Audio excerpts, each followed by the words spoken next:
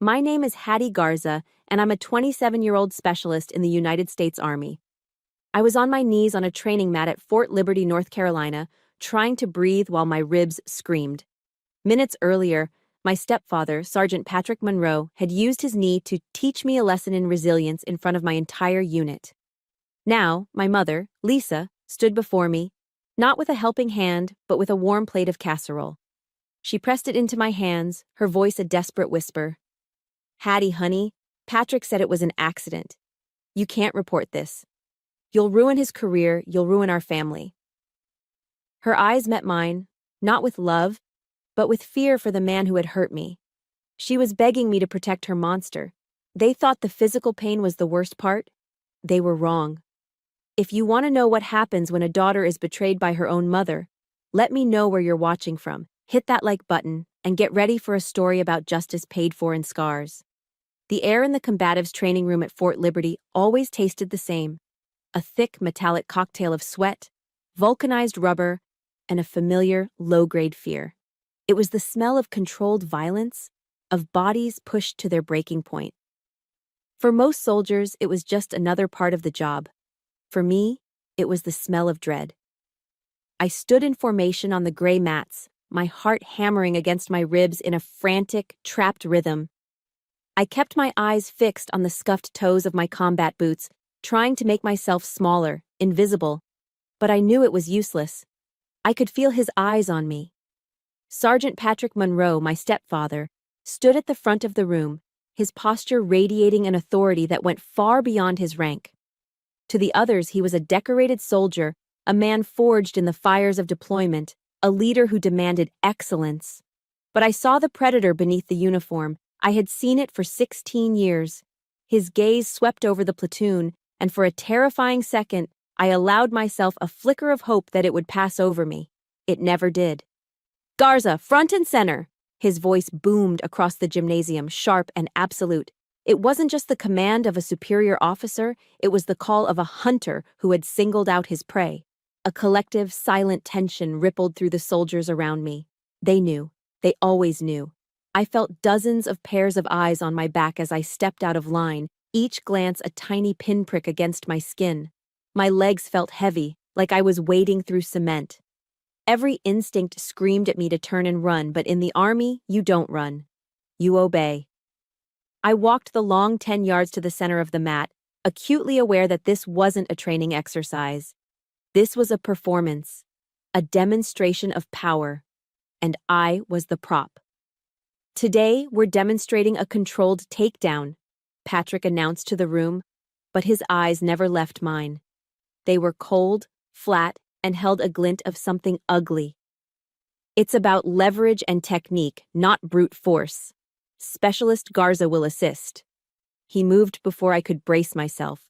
His movements were too fast, too fluid, blurring with an intentional violence that had no place in a controlled demonstration. He grabbed my right arm, his fingers digging into my bicep like claws. Instead of a careful, technical armbar, he twisted my shoulder with a vicious, malicious wrench. A hot, searing pain shot from my shoulder down to my fingertips, and a gasp escaped my lips. I tried to pull back, to find my footing, but he was already a step ahead. Before the first wave of pain had even crested, he spun. His legs swung out, not as a sweep, but as a direct, brutal kick. The steel toe of his boot connected with my left side, right below my ribcage. Crack. The sound was sickeningly dry, an awful, intimate noise that seemed to echo in the sudden, dead silence of the room. All the air was violently punched from my lungs. My world compressed into a single, blinding point of agony. The floor rushed up to meet me, the gray mat a cold, indifferent witness. I crumpled, gasping like a fish on a dock, my vision tunneling to black at the edges. The only other sound was a low, satisfied chuckle from above me. His chuckle. Through the haze of pain, I saw a shape move. PFC. Evans, a young soldier barely out of basic training, took a hesitant step forward, his face a mask of alarm. "Sergeant, should I—" Patrick didn't even look at him. He simply raised a hand, a gesture that stopped the boy in his tracks.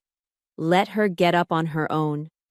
Patrick's voice was calm, instructional, as if he were explaining a fine point of military strategy. Pain builds character. That sentence landed harder than the kick. It was a line he'd used my entire life, a justification for every cruelty, big and small. Across the room, I saw our platoon medic, a decent guy named Tyler, standing frozen. His face had gone pale, his medical training clearly telling him something was seriously wrong. But all it took was one sharp, dismissive glare from Patrick, and Tyler's shoulders slumped.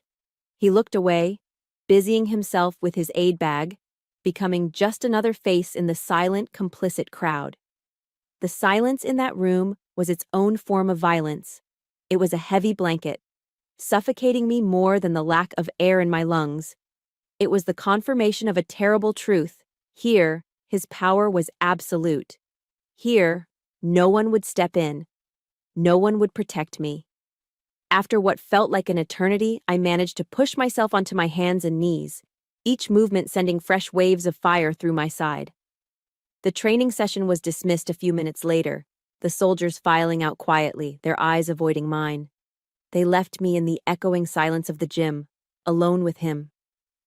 Patrick waited until the last person was gone before he walked over and hauled me to my feet by my good arm. He dragged me into a corner, out of sight of the doorway. "Don't you ever embarrass me with that kind of weakness again," he hissed, his face inches from mine. His breath smelled like stale coffee and rage. "This platoon needs to see strength, not that." He gestured dismissively at my broken state. I could only stare at the wall behind him, focusing on a crack in the paint, trying to dissociate from the searing pain in my side and the cold dread in my stomach. "And let's be perfectly clear," he continued, his voice dropping to a menacing whisper. "This was an internal matter, a training mishap. That medic, Tyler, he's going to write it up as a minor collision. Do you understand me, specialist?" He put a cruel emphasis on my rank, a stark reminder of the chain of command, of the power he held over my entire career, my entire life. In this world he had built around me, he was the law. The physical pain was excruciating, but it was the humiliation, the absolute powerlessness, that was truly breaking me. I could do nothing but nod. My throat was too tight to speak. As I nodded, a single agonizing question began to form in the deepest, most wounded part of my soul. A question that had been buried for years under layers of fear and survival. Why? Why do I keep letting this happen? Back in the sterile quiet of my barracks room, I peeled off my uniform, the rough fabric scraping against my bruised skin. The sharp pain in my side was a familiar echo, a physical reminder of a deeper, older ache that had settled in my bones long ago. It pulled me back through time, back to the small house in rural North Carolina where the laughter had died. Back to the day Sergeant Patrick Monroe marched into our lives, just 6 months after we buried my father. Before Patrick, our house had been filled with light and noise. My dad, Sergeant Daniel Garza, had a booming laugh that could shake the windows and a smile that made you feel like you were the only person in the world. He smelled like sawdust and Old Spice. He taught me how to change the oil in a car and how to bait a fishing hook. Even after he was killed in Afghanistan, the memory of his warmth lingered in the rooms. But when Patrick arrived, he brought a chilling silence with him. He was my mother's fresh start. For me, he was the end of everything. The easy comfort of our home vanished overnight, replaced by the rigid structure of a military outpost. Everything became a drill. Mopping the kitchen floor wasn't a chore. It was a timed evolution. If I was 1 second over the allotted time, I'd be on the floor doing push-ups until my arms gave out. My mother, Lisa, would just stand there, her face a blank mask, nodding as if this were all perfectly normal. "Discipline will save your life one day, Hattie," Patrick would say, his voice devoid of any warmth. And my mother would echo him with a hollow, "He's right, honey. He knows what's best." She was disappearing right before my eyes, fading into his shadow. The first time he hit me, I was 12.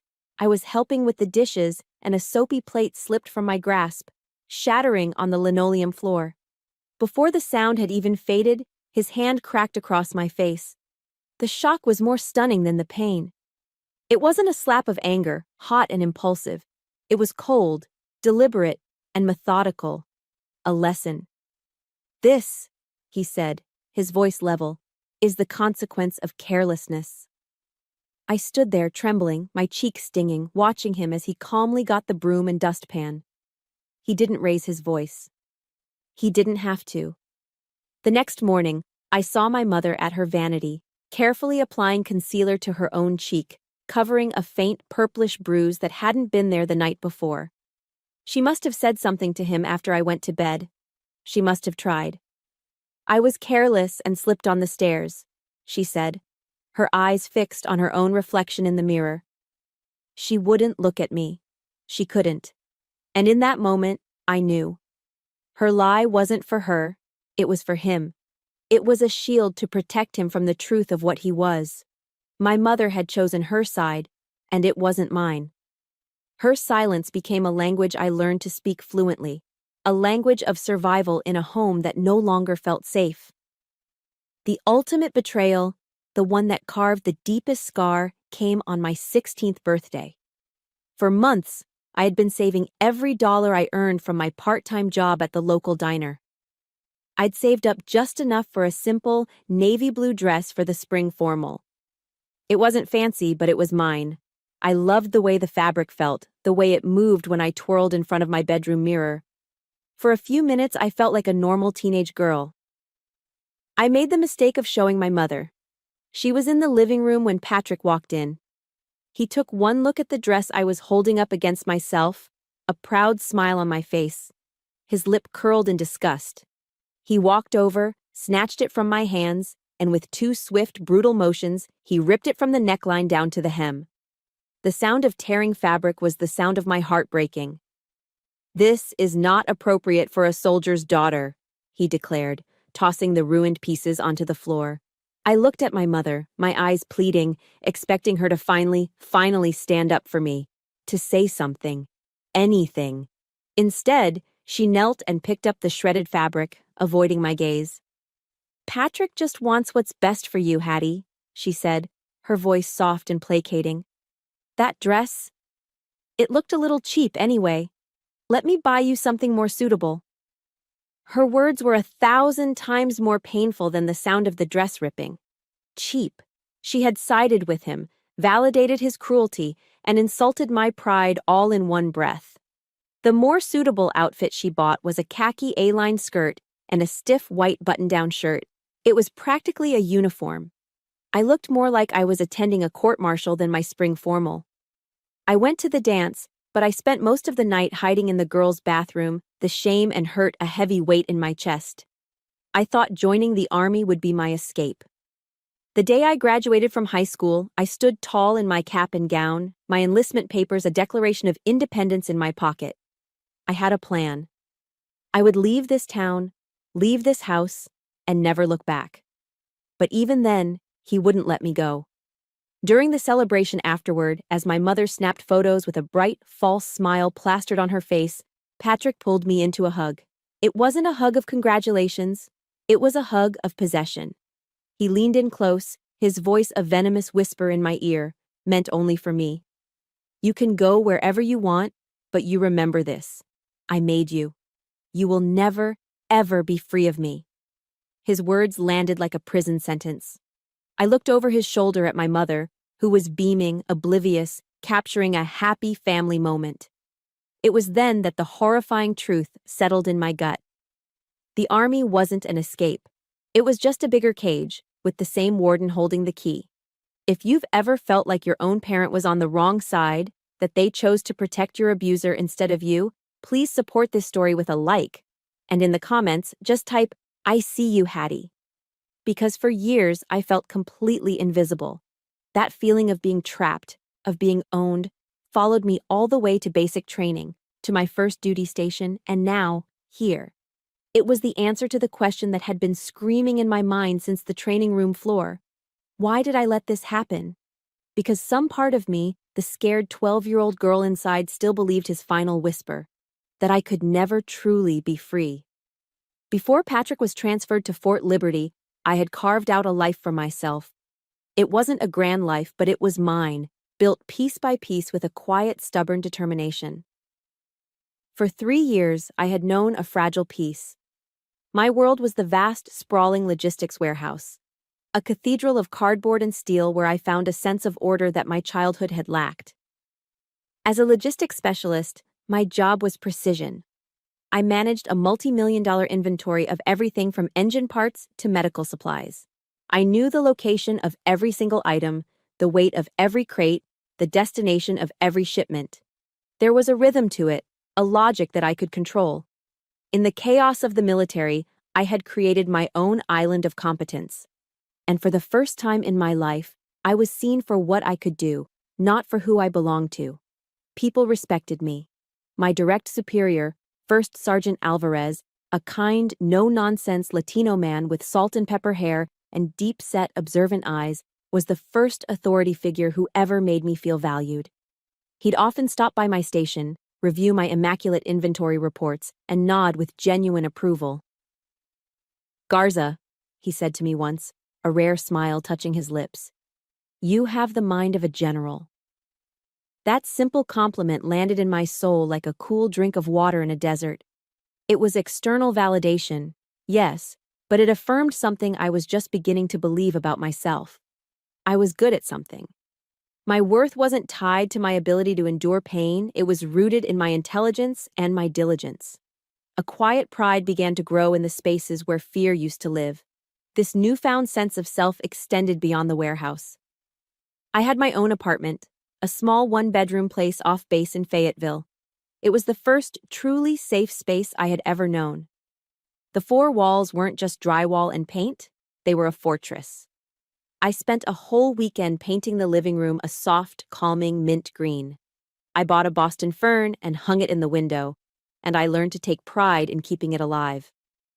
The silence in that apartment was a luxury. Growing up, silence had been a weapon, a heavy, tense precursor to an explosion. But here, in my own home, the silence was freedom. Every evening after work, I would change into civilian clothes, make myself a cup of chamomile tea with a little honey, and sit by the window to read. I worked my way through stacks of novels from the public library, losing myself in other people's stories. I was learning to simply be, to exist without being on high alert, without waiting for the next footstep in the hall, the next barked command.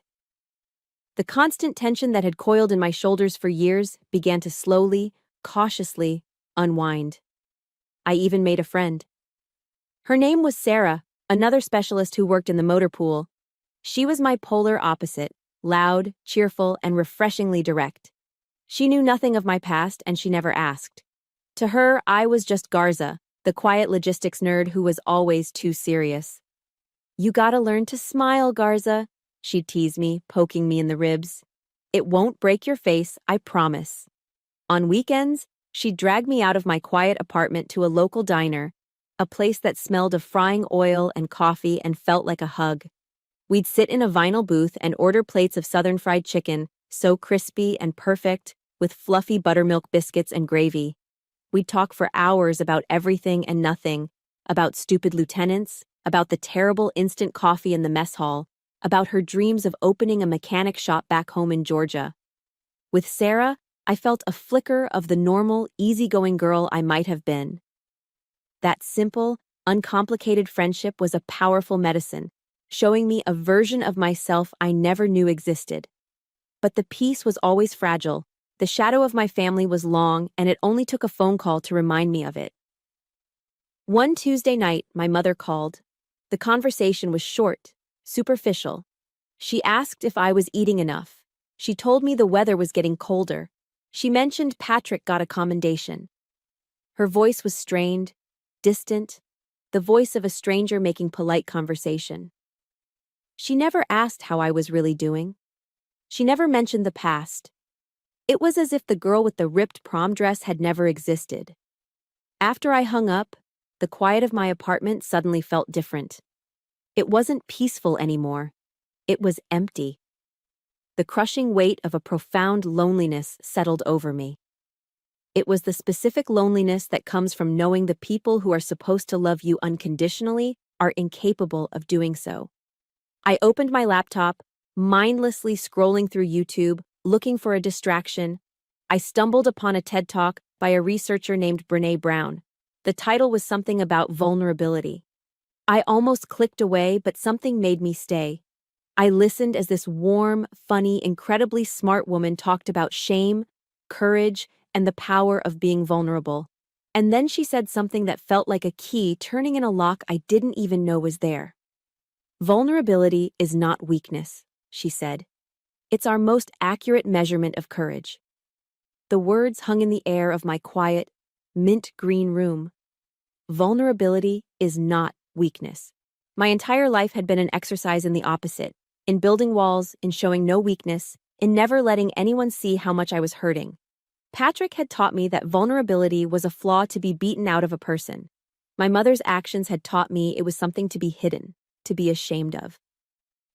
I stared at the screen for a long time after the video ended. The seed of a new idea had been planted. I wasn't ready to be vulnerable. The thought alone was terrifying. It felt like willingly walking into a fire. But for the first time, I considered the possibility that my carefully constructed armor wasn't strength. It was just a cage. I closed the laptop and looked out the window at the quiet Fayetteville street. The streetlights cast a soft orange glow on the empty sidewalk. A question floated in the back of my mind, a quiet whisper that was both terrifying and hopeful. Did I have that kind of courage? Would I ever be brave enough to be seen? That seed of courage, planted by a stranger on a YouTube video, began to be watered by kindness from the most unexpected places. It started with First Sergeant Alvarez. A few weeks after my late-night Brené Brown discovery, he called me into his office. My stomach immediately clenched. Being called into the first sergeant's office usually meant you were in some kind of trouble. I did a quick mental inventory of my recent actions, searching for any infraction. His office was tidy, organized, a reflection of the man himself. He gestured for me to sit, which was another surprise. "Specialist," he began, his voice calm and direct. "I've noticed you've been putting in a lot of late hours. Everything all right?" The question was so simple, so genuinely concerned that it caught me completely off guard. I was used to questions being interrogations, veiled accusations. I mumbled something non-committal about catching up on paperwork. He just nodded, studying my face for a moment. "I was looking over your file," he continued, leaning back in his chair. "I see your father was Sergeant Daniel Garza, 101st Airborne." He paused. "He was a great soldier, a damn good man. I served with him briefly at Fort Campbell before he deployed for the last time." My breath caught in my throat. "He told this story once," Alvarez said, a distant look in his eyes, "about how he fixed the battalion commander's Jeep with nothing but a paperclip and a piece of chewing gum. He had a gift for seeing how things worked." He looked directly at me then, and his gaze was filled with a warmth I hadn't expected. "You have that too, that gift. You see the patterns, you make things work." He leaned forward again, his voice dropping slightly. "My door is always open, Garza, for anything. You understand?" I could only nod, a painful lump forming in my throat. It was the first time an authority figure had ever looked at me and seen my father's daughter, not as a burden or a disappointment, but as a legacy. He saw me as a person, not just a subordinate. I walked out of his office that day feeling seen. It was a fragile, unfamiliar feeling, but it was there. The next small act of kindness came from a place I truly never expected. A few days later in the mess hall, my mind was somewhere else, probably replaying Alvarez's words, and my hands fumbled. My entire tray of food, spaghetti, green beans, and a slice of garlic bread, clattered onto the floor in a messy heap. My face burned with instant humiliation. I felt 100 pairs of eyes on me as I knelt to clean up the spill, my cheeks flaming. Suddenly, a new tray was placed quietly on the table beside me. I looked up to see the platoon medic, Tyler. The same Tyler who had stood by and done nothing in the training room. His face was full of an emotion I couldn't quite read. Regret, maybe? He didn't say much, just gave a small, sympathetic nod. "I got this one," he said quietly, gesturing to the mess on the floor before turning to walk away. That small act, that quiet gesture, spoke volumes. It said, "I know. I'm sorry I was a coward. I'm on your side." It was an apology and an alliance offered on a plastic tray. But the biggest shift came as the holidays approached. Thanksgiving. For me, it was always a day to dread, a stark reminder of the family I didn't have. I was planning on spending it alone in my apartment with a frozen pizza, but Sarah wouldn't have it. "No way, Garza," she'd said, shaking her head emphatically. "You're coming home with me. My parents live an hour away. Mom makes the best pumpkin pie in North Carolina, and Dad will talk your ear off about the 85 Bears. It's happening." I tried to refuse, but she was relentless. So on Thanksgiving morning, I found myself in her car, driving to a small, noisy, chaotic house that smelled like heaven. The moment I walked in, the air was thick with the rich scent of roasting turkey, cinnamon, and sage. Sarah's mom, a bustling woman with a huge smile, enveloped me in a hug that smelled like flour and vanilla. Kids were running underfoot. A football game was blaring on the TV, and the whole house was humming with the cheerful energy of a family that genuinely loved being together. Sarah's dad, a retired master sergeant with a firm handshake and kind eyes, took one look at me standing awkwardly in the entryway and pulled me into a gruff, fatherly embrace. "Welcome to our circus," he said, his voice rumbling in his chest. "In this house, no soldier ever eats a holiday meal alone, ever." His words hit me with the force of a physical blow. The raw, unconditional acceptance from this stranger, this man who had no reason to care about me, was more than I could handle. I mumbled an excuse and fled to the bathroom, locking the door behind me. I braced my hands on the sink and just sobbed, silent tears streaming down my face. They were tears of gratitude, but also tears of a profound, bottomless grief for the family I should have had, for the father I lost, for the mother who had let me go. The warmth of this strange family's home had melted a piece of the ice that had been frozen around my heart for years, and the pain of the thaw was excruciating. After the holidays, life settled back into its routine, but something in me had changed. I felt less alone. But my fragile peace was about to be shattered. A week later, First Sergeant Alvarez called me back into his office. This time, his expression was serious, his brow furrowed with concern. "Garza, sit down," he said, skipping the pleasantries. "I've been hearing some chatter. There's a new sergeant coming in to lead some of the advanced training modules." He paused, looking at a personnel sheet on his desk. "Name's Monroe. Patrick Monroe." He looked up, his eyes searching mine. He asked the question casually, but I could feel the weight behind it. "Any relation?" The air in the room grew cold. My blood felt like it was turning to ice in my veins. My carefully constructed world began to tilt on its axis. "He's my stepfather, First Sergeant," I managed to say, my voice barely a whisper. Alvarez was silent for a long moment, his expression hardening. The kindness in his eyes was replaced by a grim understanding. He leaned forward, his voice low and serious. "Listen to me very carefully, Garza. Be smart. Be careful," he said. "Fort Liberty is a big place, but sometimes it's a very, very small town." His warning was a lifeline, a confirmation that I wasn't crazy, that the threat was real. But it was also a storm cloud on the horizon, a promise that the monster I had spent years trying to outrun had finally, inevitably, caught up to me. The fragile peace I had built shattered the first time I saw him on base. I was in the gym, my sanctuary, the one place where the rhythm of the treadmill and the burn in my muscles could drown out the noise in my head. I was in the middle of a run when I felt it, that old, familiar prickle on the back of my neck, the feeling of being watched. I scanned the crowded room and my heart seized. There he was, Sergeant Patrick Monroe. He wasn't in uniform, just gray sweats and a t-shirt, but he radiated the same chilling authority.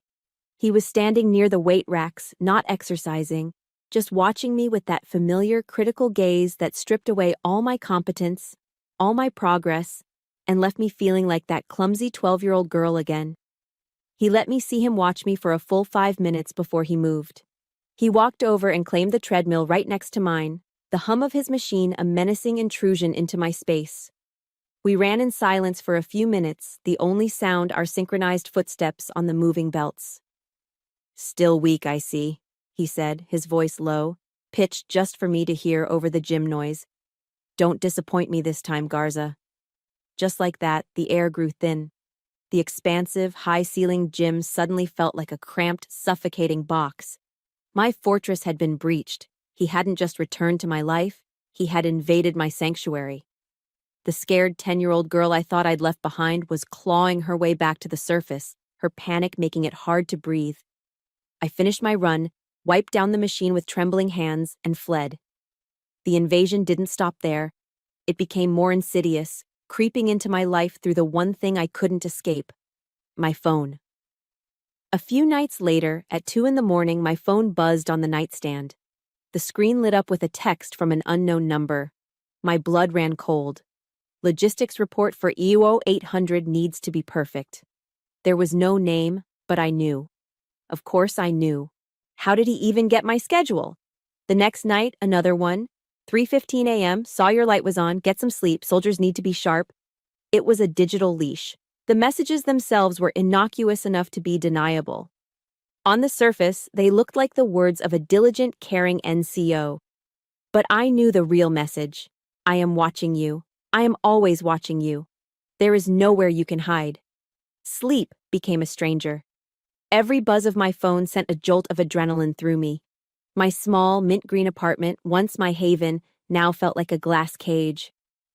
I started double-checking the locks, drawing the blinds as soon as I got home, living under a constant, low-level siege. My hard-won peace was eroding, grain by grain. The final assault came, as it always did, through my mother. She called me on a Saturday afternoon, her voice a syrupy, artificial sweet that immediately set my teeth on edge. "Hattie, honey, how are you?" "I'm fine, Mom," I said, my voice flatter than I intended. "Well, I was just talking to Patrick," she chirped, "and he mentioned you seemed a little stressed at work.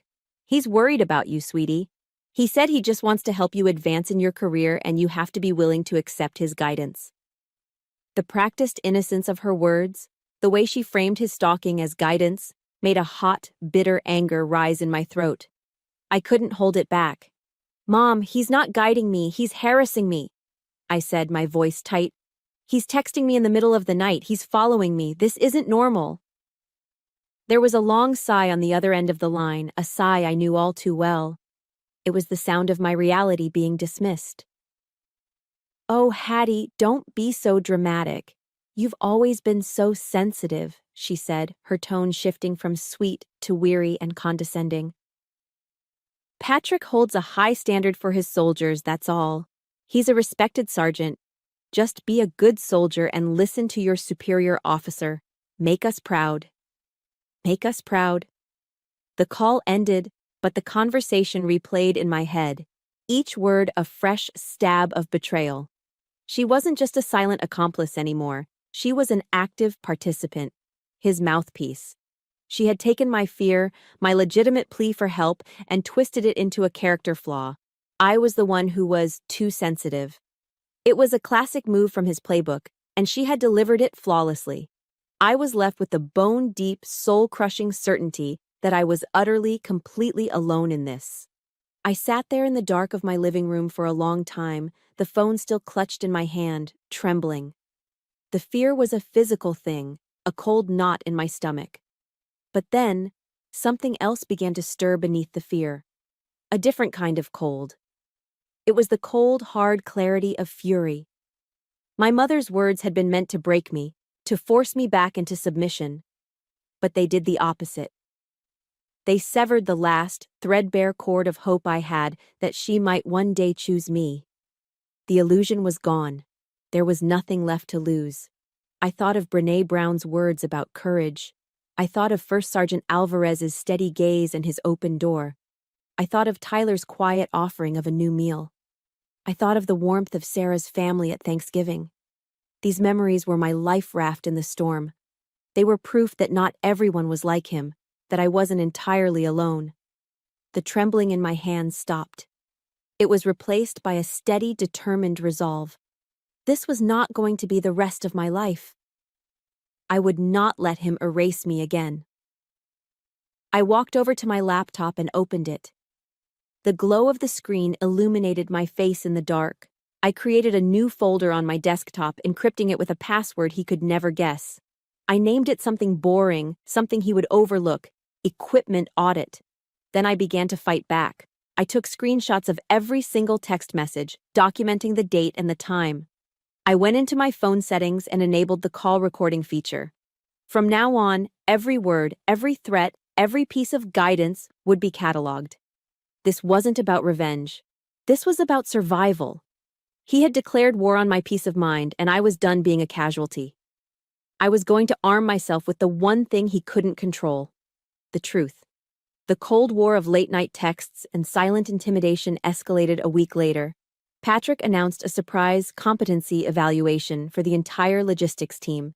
The focus, he declared, with a sweep of his arm across the cavernous warehouse, would be on handling heavy and oversized pallets. My blood ran cold. It wasn't a surprise evaluation, it was a custom-made trap, and I was the intended prey. He knew about my right shoulder, the one he himself had injured in a training demonstration years ago. It had never fully healed, leaving a lingering weakness, a dull ache that flared up under heavy strain. He knew my breaking point because he had created it. I stood there, watching the other soldiers take their turns on the forklift, my heart a trapped bird beating against my ribs. A small, cowardly part of me wanted to report sick, to find a way out. But the cold fury that had been simmering since my mother's phone call refused to let me back down. No more running. As my turn approached, I saw him subtly signal the forklift operator assisting the test. A small, almost imperceptible nod. The operator, a young private eager to please, loaded my pallet. I could see from a distance it was stacked higher, looked denser than the others. It was heavier than regulation allowed for a solo lift. The trap was set. My hands were slick with sweat as I climbed into the forklift. The warehouse felt unnaturally quiet, the usual cacophony of machinery and voices fading into a low hum. I could feel every eye in the room on me. I took a deep breath, trying to summon a calm I didn't feel. In my mind, I saw a verse from the small Bible my father used to carry, a verse he had underlined in red ink: "The Lord is my light and my salvation, whom shall I fear?" I engaged the hydraulics, the forks rising with a low whine. I eased the machine forward, sliding the forks under the pallet. I could feel the strain on the machine as I began to lift. The front wheels of the forklift bucked slightly under the excessive weight. My weak shoulder screamed in protest as I gripped the controls, trying to keep the load balanced. For a heart-stopping moment, I thought I had it. The pallet was a foot off the ground. Then, it shifted. A slight fatal tilt to the right. I tried to correct, but it was too heavy, the momentum too great. The entire pallet, loaded with heavy-duty vehicle parts, slid off the forks and crashed onto the concrete floor with a deafening, metallic explosion of sound. Silence. A total, suffocating vacuum of sound. In that silence, Patrick walked forward from the edge of the room. He didn't rush. He moved with the slow, deliberate pace of a showman taking his final bow. He stopped in front of my forklift and looked at the mess on the floor, then up at me. He shook his head with a look of perfectly feigned disappointment. "Well, Garza," he said, his voice ringing out, loud enough for every soldier in that warehouse to hear, "I thought I trained you better than that." He let the words hang in the air, a public indictment of my incompetence. Then, he delivered the killing blow. "Your father would be so disappointed to see his daughter turn out to be this weak." His words struck a nerve so deep, so raw, that something inside me finally snapped. It wasn't a slow fraying, it was a clean, sharp break. Hot tears sprang to my eyes, but they weren't tears of sadness or humiliation. They were tears of pure, unadulterated rage. The fear I had lived with my entire life was incinerated in that single white-hot flash. I killed the engine, climbed down from the forklift, and walked until I was standing directly in front of him. I could feel the heat radiating from my own skin. I stood up straight, lifted my chin, and looked him directly in the eye for the first time without flinching. My voice trembled, but it was clear and carried across the silent floor. "Sergeant Monroe," I said, my words precise and cold. "My father taught me about honor. He would never use it to humiliate another soldier." The entire warehouse held its breath. You could have heard a pin drop. For the first time, someone had spoken back. Someone had challenged him. Patrick's face, for a split second, was a mask of stunned disbelief. Then a dark, furious red crept up his neck, flooding his cheeks. He was losing control, and he knew it. He recovered quickly, his military bearing snapping back into place like a shield. "Specialist Garza," he barked, his voice tight with fury. "My office, now." It was the command that had always worked, the one that sent me scurrying away in fear. But the fear was gone. "No, Sergeant," I said. My voice didn't tremble this time. It was steady. It was iron. "I will not be going anywhere alone with you. Ever again." He was momentarily speechless, his mouth opening and closing silently. I pressed on, the words flowing from a place of newfound strength. "Whatever you have to say to me, you can say it right here in front of all these witnesses." I paused, then delivered the final calculated checkmate. "Or we can discuss it in a meeting with First Sergeant Alvarez." I had invoked a higher power. I had drawn a line in the sand, not with a stick, but with the full weight of the chain of command he revered so much. His authority in this single moment was nullified. He was trapped. The entire platoon was watching, and I had just offered him a choice between public accountability and a meeting with his own superior. He stared at me, his jaw clenched, his eyes burning with a hatred so pure it was almost beautiful. He was completely and utterly silenced. I held his gaze for one more second, letting him see that the person he had created was gone. Then, I turned my back on him. I walked away, my footsteps echoing in the stunned silence of the warehouse. I wasn't a victim scurrying away from a fight. I was a soldier, and I had just declared war. If you have ever had that one moment where you finally said, "Enough is enough," and stood up for yourself, hit the like button to stand with me. In the comments, just write one word: warrior. Let's see how many of us there are. My declaration of war in the warehouse left me with a terrifying clarity. I had publicly defied him, and there was no going back. The adrenaline from the confrontation carried me on autopilot, my feet moving with a purpose I hadn't felt before. I walked straight from the warehouse to the administrative building, my mind a blank slate except for one name: Alvarez. My heart was hammering against my ribs as I stood before his closed office door, my knuckles hovering for a moment before I knocked. The sound was too loud in the quiet hallway. "Come in," his voice called out. I pushed the door open. He was behind his desk, and the moment he saw me, his expression shifted from professional curiosity to a deep, knowing gravity. He stood, walked to the door, and closed it, the click of the lock echoing in the small space. "I saw what happened out there, Garza," he said, his voice low and serious. "Frankly, I've been waiting for you." Those 5 words broke through the dam of my composure. The story came pouring out, not just about the forklift, but about everything. The years of discipline, the ripped prom dress, the constant surveillance, the late-night texts, my mother's complicity. I laid the entire ugly map of my life on his desk. He listened without interruption, his face an unreadable mask, but his eyes, those deep, steady eyes, were filled with a profound empathy that made me feel, for the first time, like I wasn't screaming into a void. When I finished, he was silent for a long moment, steepling his fingers on his desk. "Sergeant Monroe is a respected NCO. He has friends in high places," he finally said, his tone pragmatic. "Your word against his, even with your record, won't be enough. They'll bury it in paperwork.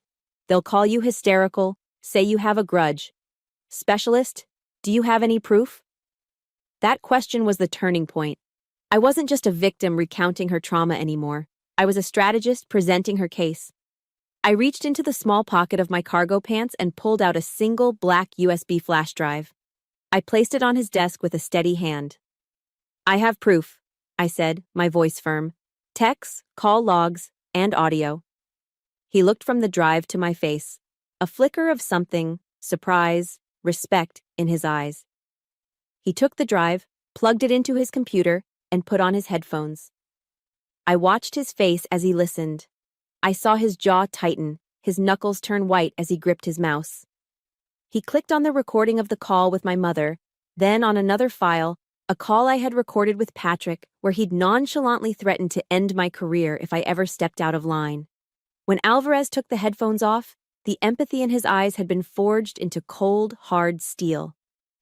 This changes everything, he said, his voice a low growl. But we have to be smart. A direct report through the regular channels will get suffocated. Monroe will hear about it, and he'll crush it before it ever gets to anyone who can do something. We need to go around the chain of command. We need an outside trigger. He picked up his desk phone and dialed an extension. Yeah, it's Alvarez. I need a favor. Can you meet me? Off base. It's important. An hour later, I was sitting in a quiet corner of a coffee shop in Fayetteville, a place called The Daily Grind. Alvarez walked in, and right behind him was the platoon medic, Tyler. My stomach tightened. Tyler looked nervous, shifting his weight from foot to foot and avoiding my eyes. We sat, and Alvarez got straight to the point. Tyler, he began, I know what Monroe has been doing, and I know you've seen it. Tyler stared into his lukewarm coffee. First, Sergeant, I was scared, he finally mumbled, his voice thick with shame. He's a senior NCO. I have my whole career, my family. I understand fear, son, Alvarez said, his voice firm but not unkind. But there's a point where fear becomes complicity. Specialist Garza is doing the brave thing. The question is, are you? Tyler looked up then, and his eyes finally met mine. I saw the conflict there, the fear warring with his conscience. He took a deep breath. The first time he hurt you? He said, his voice barely above a whisper. In the combatives room. The report. He told me to write it up as minor bruising from accidental contact during training. He stood right over my shoulder while I typed it. I knew it was a lie. He looked back at Alvarez. I can't stay silent anymore. Whatever you need, I'll testify. I'll sign a sworn statement. I'm done being afraid. The relief that washed over me was so intense it almost made me dizzy. It was the validation I had been craving for years. I wasn't crazy. It wasn't all in my head. Someone else saw it and was willing to say it out loud. An alliance was forming. Alvarez, with his rank and wisdom, and Tyler, a direct witness to the cover-up. Alvarez nodded, a look of grim satisfaction on his face. Good man, he said to Tyler. Then he turned to me, his mind already working on the next move. Here's the plan, he said, leaning in. This can't be a disciplinary issue. It has to become a medical one. You need an undeniable, officially documented medical event, one that happens in front of witnesses and is serious enough to force an immediate evaluation outside the normal clinic. Something that triggers a mandatory report to CID. He held my gaze, his expression deadly serious. When that happens, and only then, you give this USB drive to the right person. An officer, a doctor, someone outside of his sphere of influence. Let the system that protects him be the very thing that traps him. He sat back, letting the weight of the plan settle. This next part is going to be dangerous, Garza. He's going to feel you slipping from his grasp and he will get reckless. You have to be ready. I thought of a movie I'd watched on a lonely night, the one about Erin Brockovich. She wasn't a soldier, but she was a fighter. She was underestimated, dismissed, but she never, ever gave up. There was a line from that movie that stuck with me. I looked at First Sergeant Alvarez, the fear still present, but the resolve stronger. I gave him a single firm nod. I'm ready, I said. I wasn't just Hattie Garza anymore. I wasn't just a victim. I was a woman with a plan, evidence, and allies. I was becoming a formidable opponent. Humiliated and enraged by my defiance in the warehouse, Patrick moved faster than I expected. He craved control, and having it publicly challenged had made him reckless. 2 days later, a mandatory force-on-force combat demonstration was announced. When the roster was posted, my name was right at the top, paired against him. It was his final, arrogant move. A public execution disguised as a training exercise. The entire platoon would be there to watch him put me back in my place. That evening, I got a call from a blocked number. It was Alvarez. "Garza, you don't have to do this," he said, his voice urgent. "Call in sick. I'll back you up. This is too dangerous." "First Sergeant, with all due respect," I replied, my own voice calm and steady. "He's expecting me to run. He's counting on it. This isn't just a trap anymore, it's an opportunity. I'm going." The morning of the demonstration, the air in the training hall was thick with a tension you could taste. I saw Alvarez near the back, giving a quiet, almost imperceptible nod to PFC. Evans, the young private who had tried to help me before. Evans subtly shifted his position, moving behind a stack of training mats, his phone held loosely in his hand.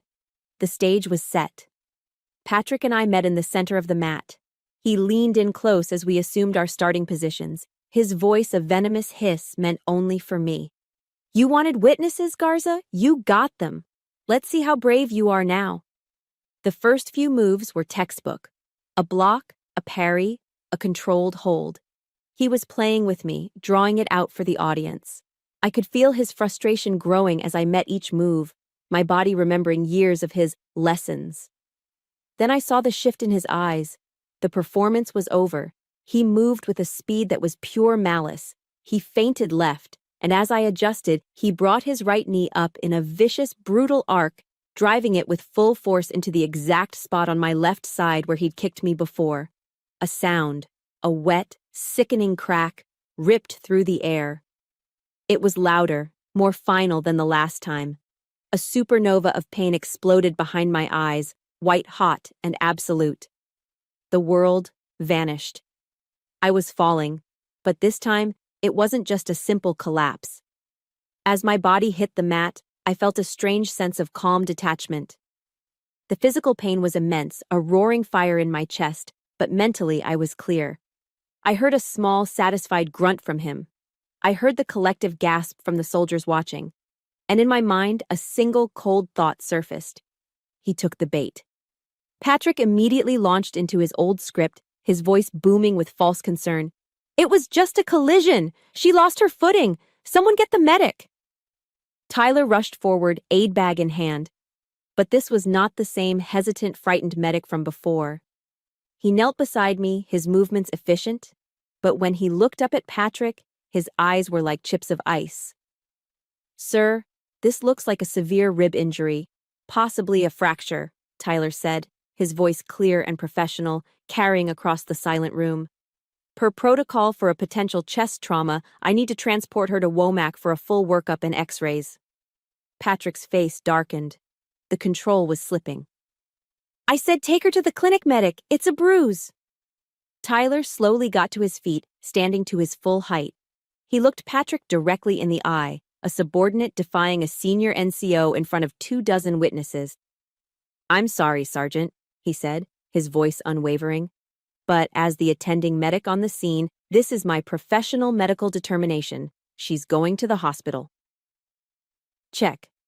Patrick was momentarily stunned into silence, his face a thundercloud of disbelief and rage. For the first time, his authority had been publicly challenged and overruled by a subordinate. He had lost control of the narrative. As the stretcher was brought in, I palmed the small phone in my pocket. My fingers, clumsy with pain, managed to type out a single prearranged message to Alvarez. 3 letters, INC, inbound. The ambulance ride to Womack Army Medical Center was a blur of pain. When we arrived at the emergency room, the controlled chaos was a welcome distraction.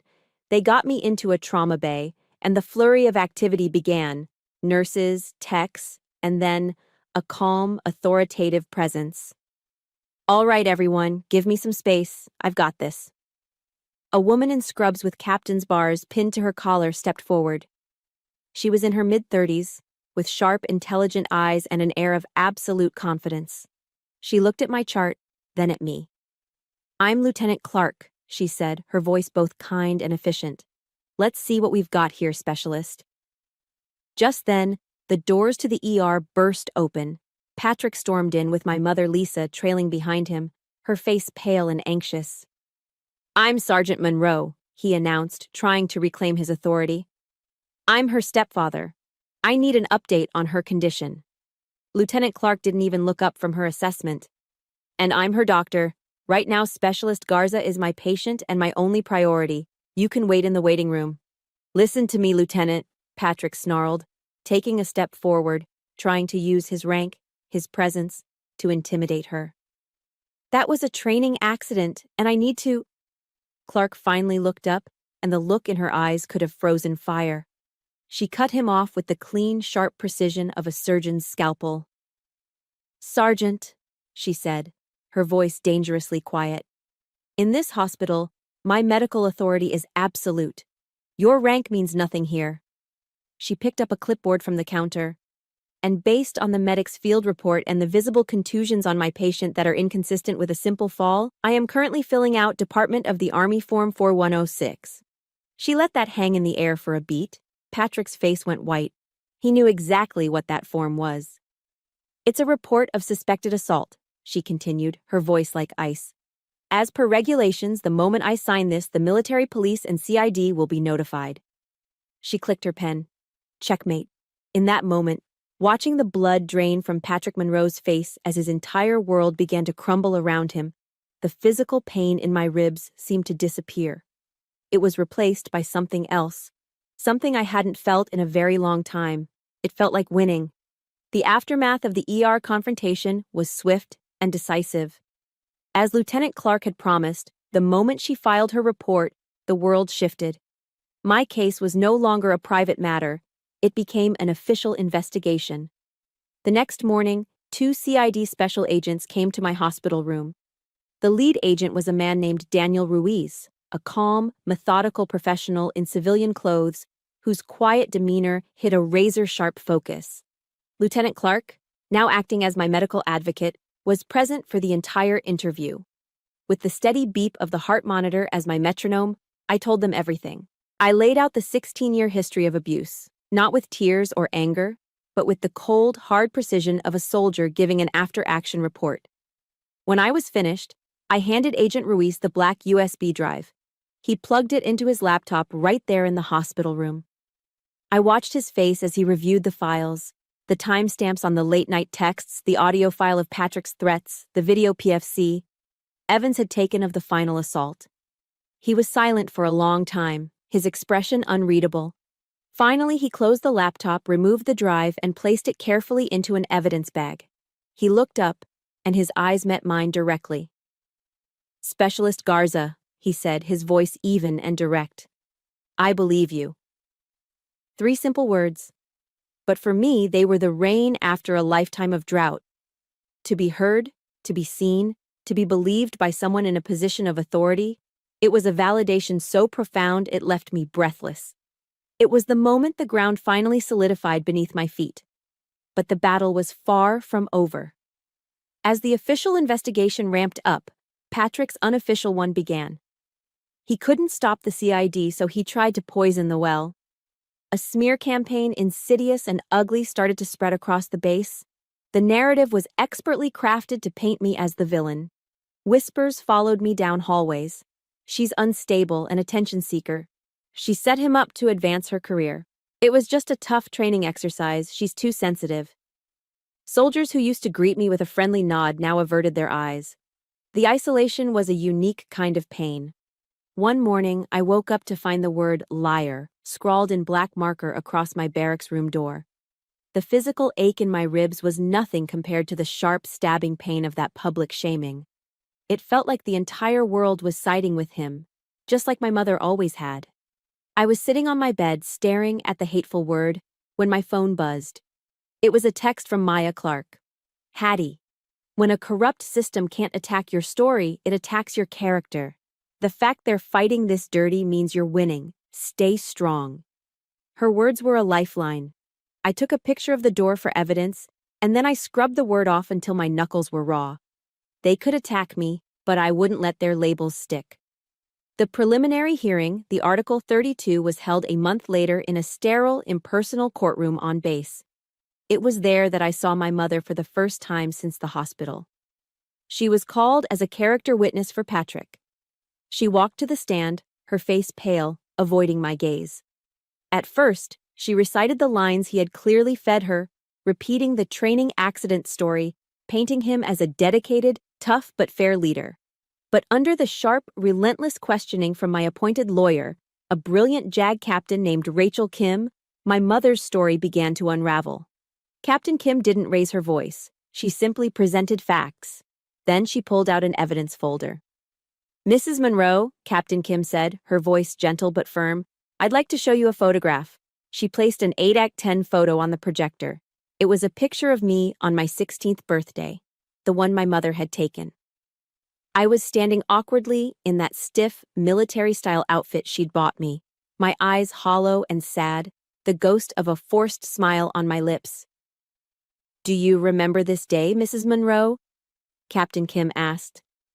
"Your daughter's sweet 16. She had saved her own money for a prom dress. Do you remember what happened to that dress?" My mother stared at the image of her sad, broken daughter projected on the screen. Her carefully constructed composure began to crack. Her hands trembled. "Mrs. Monroe," Captain Kim pressed softly, "is this what a mother's love looks like?" That was it. That was the question that broke her. A choked sob escaped my mother's lips. She looked from the photograph to me, her eyes finally meeting mine across the courtroom, and I saw 16 years of fear, regret, and shame finally break through the surface. She crumpled on the witness stand, her face in her hands, her body shaking with gut-wrenching sobs. "No, no," she wept, her voice muffled and broken. "He controlled everything. He told me he would ruin us both, that we'd have nothing. I was so scared." Her eyes, red-rimmed and pleading, found mine again. "I'm sorry, Hattie. Oh God, I'm so sorry. Mommy is so sorry." Her confession, raw and agonizing, sucked all the air out of the room. It was the complete and total demolition of the wall of lies Patrick had built around our family for nearly 2 decades. After the hearing concluded, with the investigating officer recommending a full court-martial, my mother waited for me outside the courtroom. Her face was tear-streaked, her eyes puffy. "Hattie," she began, her voice hoarse. Can we please just talk? Maybe we can start over?" I looked at the woman who gave birth to me. The anger I had held for so long was gone, replaced by a vast, empty sadness. She was a victim too, in her own way. But that didn't erase the choices she had made. "Mrs. Monroe," I said, the formal address creating a sudden, necessary distance between us. Her face flinched as if I'd slapped her. "I forgive you," I continued, the words feeling strange and new on my tongue. "I forgive you not for you, but for me. I can't carry this anger anymore." A flicker of hope sparked in her eyes. "But," I added, my voice gentle but absolute, "I can't let you back into my life. My boundary begins here, today." For the first time in my life, I was the one closing the door. I turned and walked away, leaving her standing there with her too late apology. It was the most painful and the most powerful step I had ever taken. I was finally healing myself. The court-martial was a tense, exhausting affair. Patrick's defense attorney was slick and aggressive, painting a picture of me as a disgruntled, vindictive soldier with a personal vendetta. He twisted my dedication into obsession, my pain into instability. For 3 days, I sat there, a statue of composure, while he tried to dismantle my character, piece by piece. But character assassination is no match for irrefutable fact. The evidence Captain Kim presented was a fortress. PFC, Evans's shaky but clear cell phone video of the final assault played on a large screen, the sickening crack of my ribs echoing in the silent courtroom. Lieutenant Maya Clark and other medical experts testified with cold, clinical precision about the nature of my injuries. My mother's tearful testimony from the Article 32 hearing was read into the record, but the final nail in his coffin was his own voice. When Captain Kim played the audio file from my USB drive, the courtroom fell utterly silent. Patrick's voice, cold, arrogant, and dripping with menace, filled the space.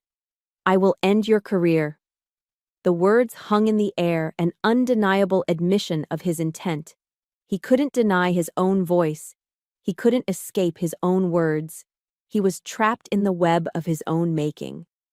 The panel of officers deliberated for what felt like a lifetime. I sat at the defense table, my hands clasped tightly in my lap, Maya's hand resting reassuringly on my shoulder. Time seemed to stretch and warp, each tick of the clock a hammer blow against my nerves. Finally, the panel filed back into the room, their faces grim and unreadable. "All rise," the bailiff commanded. We stood. The head of the panel, a stern-faced colonel, cleared his throat and looked directly at Patrick. "Sergeant Patrick Monroe," he began, his voice devoid of emotion, "on the charge of assault, this panel finds you guilty. On the charge of obstruction of justice, this panel finds you guilty." A single, collective exhale seemed to pass through the room. I felt Maya's hand squeeze my shoulder, but I remained perfectly still, my eyes locked on Patrick. His face, once a mask of arrogant authority, had crumbled into a pasty, slack-jawed expression of disbelief. The sentence was delivered moments later. A dishonorable discharge, forfeiture of all pay and allowances, his retirement, his legacy, everything he had built, erased, and confinement at the United States Disciplinary Barracks at Fort Leavenworth for a term of 8 years. 2 military police officers moved towards him. As the first metal handcuff clicked shut around his wrist, the sound sharp and final in the quiet room, I expected to feel a surge of triumph, of victory. But I felt nothing. Just a vast, hollow emptiness. It wasn't a celebration, it was just the end. A long, dark, painful chapter of my life was finally over. As they led him away, his eyes found mine one last time. The authority was gone. The power was gone. All that was left was the impotent, venomous hatred of a defeated man. I held his gaze, and then I gave him nothing. No anger, no fear, no satisfaction, nothing. And I think for him, that was the worst punishment of all. The ripples from the verdict spread far and wide. The case became a catalyst for change. The story, published in a detailed feature in the Army Times, encouraged dozens of other soldiers, both men and women, to come forward with their own stories of abuse hidden under the guise of tough training. Within 6 months, the Department of the Army issued what became unofficially known as the Garza Directive, a new set of regulations mandating video recording of all high-risk physical training sessions and establishing an independent, confidential hotline for medical personnel to report suspected abuse of power by superiors, completely bypassing the normal chain of command. My legacy wasn't revenge, it was reform. It was a shield for those who would come after me. 1 year later, I stood on the main parade field at Fort Liberty. The North Carolina sun was warm on my face. I was in my dress uniform, standing in formation, but this time, I wasn't a victim, I was an honoree. When my name was called, I walked forward as First Sergeant Alvarez pinned the Army Commendation Medal to my chest for acts of courage and service. He leaned in, his voice a proud whisper only I could hear. "Your father would be so damn proud of you, Hattie." A tear I didn't try to stop rolled down my cheek. After the ceremony, I found a quiet bench overlooking the field. I took out a new, leather-bound journal. For years, my life had been a story written by someone else. Now, it was my turn to hold the pen. Inspired by women like Michelle Obama, who had turned their personal journeys into universal messages of strength, I had started to write. Not to dwell on the past, but to define my future. I had made a decision. I was staying in the Army, but I was changing my path. I had been accepted into a program to retrain as a behavioral health specialist. I was going to become a counselor, a support system for soldiers struggling with the invisible wounds of service. Patrick Monroe had tried to break me, to shape me into a tool for his own ego. Instead, he had forged me into a weapon for healing. He had inadvertently helped me find my true life's purpose. I took a deep, slow breath, filling my lungs with the clean, pine-scented air of North Carolina. It had never tasted so sweet. For the first time, the silence around me wasn't empty or threatening. It was peaceful. It was possibility. It was mine. I had survived the long, dark night, And standing here, under the bright, open sky, I knew with every fiber of my being that I was finally creating my own sunrise. My story is finished, but I know that for so many of you listening, your own is still being written. The greatest lesson I learned is that your value is not determined by those who try to diminish you. It's forged in the moments you choose to stand up, to speak out, and to draw your own boundaries. If this story resonated with you, please consider subscribing. This channel is a space for stories like ours, stories of survival, resilience, and the incredible power of reclaiming your own narrative. Thank you for listening. And remember, you are the author of your next chapter.